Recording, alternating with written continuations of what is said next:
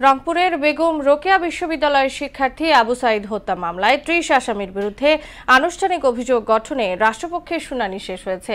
আগামীকাল হবে স্টেট ডিফেন্সের শুনানি।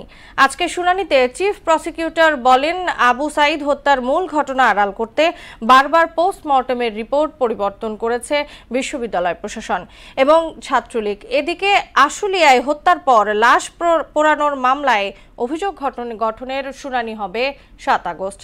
কাজী পাপ্পুর রিপোর্ট। জুলাই বিপ্লবের প্রথম শহীদ আবু সাঈদ হত্যা মামলার আনুষ্ঠানিক অভিযোগ গঠনের শুনানি হয় সোমবার। এদিন ট্রাইব্যুনালে হাজির করা হয় গ্রেপ্তার ৬ আসামিকে। তাদের উপস্থিতিতে আদালতে অভিযোগ পড়ে শোনান চিফ প্রসিকিউটর তাজুল ইসলাম। পরে এই বিষয়ে ব্রিফ করে প্রসিকিউশন টিম। এদিকে আসামি পক্ষের শুনানি হবে মঙ্গলবার। ২৪ জনের পক্ষে ৪ জন স্টেট ডিফেন্স ট্রাইব্যুনাল ইতিপূর্বেই দিয়েছিলেন, তারা উপস্থিত ছিলেন। ৬ জন উপস্থিত আসামির পক্ষে লয়ার ছিলেন।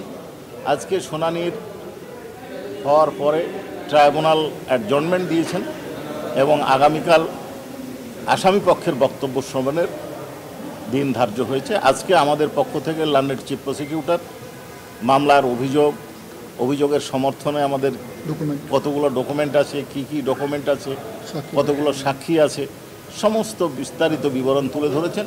আমাদের কাছে যত ডকুমেন্ট আছে এবং এভিডেন্স আছে তাতে প্রাইমা ফেসি কেস আমরা মেড আউট করতে সক্ষম হয়েছি এবং তাদের বিরুদ্ধে অর্থাৎ পলাতক এবং উপস্থিত সকল আসামির বিরুদ্ধে চার্জ হবে।